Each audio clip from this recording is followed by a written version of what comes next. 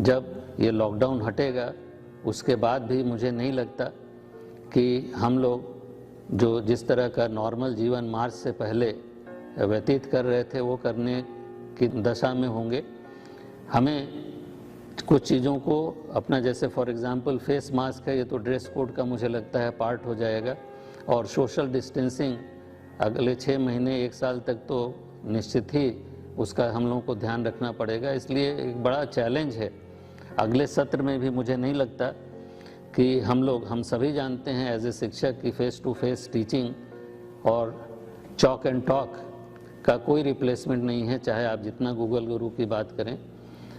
लेकिन मजबूरी है। संभवतः जैसा मुझे लग रहा है, जब हम सोशल डिस्टेंसिंग की बात करेंगे तो तमाम क्लासेस में उसको ऑब्जर्व कर पाना मेरी समझ से बड़ा डिफ़िकल्ट होगा। इसलिए इट्स ए बिग चैलेंज कि हम लोग अगर फेस टू फेस टीचिंग की बात करेंगे तो उसको विश्वविद्यालय में किस तरह इम्प्लीमेंट कर पाएंगे, और अगर नहीं हो पाएगा तो दूसरा कोई अन्य सोल्यूशन नहीं है। जिस तरह से हम लोगों ने अभी इस संकट की घड़ी में ऑनलाइन टीचिंग करी, उस तरह से हम लोगों को ऑनलाइन टीचिंग के माध्यम से ही काफ़ी कुछ कोर्स इम्पार्ट करना पड़ेगा।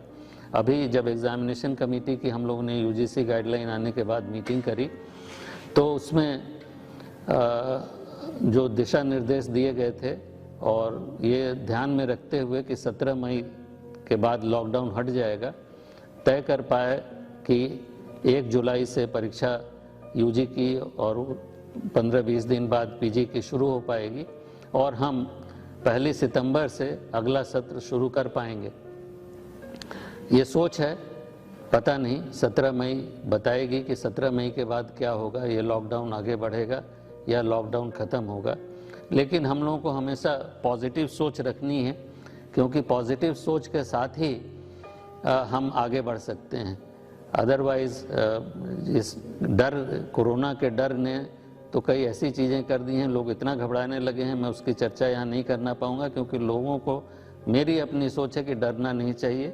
जो जितना डरेगा कोरोना उसको उतनी जल्दी इन्फेक्ट करेगा, इसलिए डरने की ज़रूरत नहीं है। लेकिन हाँ, लाइटली भी नहीं लेना है इसको। हम लोगों को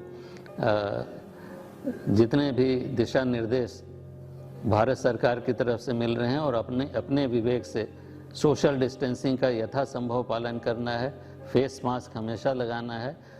हाथ धुलते धुलते लोग परेशान हो गए हैं, लेकिन हाथों को धोना है ताकि आप कोरोना से बचे रहें और आपके द्वारा और कोई भी न इन्फेक्ट होने पाए। तो ये सभी हमारी समझ है कि अगर हम लोग इसका पालन करेंगे तो कोरोना हमें ग्रसित नहीं कर पाएगा, और हम अपना कार्य सारी प्रिकॉशंस लेते हुए उसका अपने कार्यों का निष्पादन कर पाएंगे। आप सभी को हमारी शुभकामनाएं।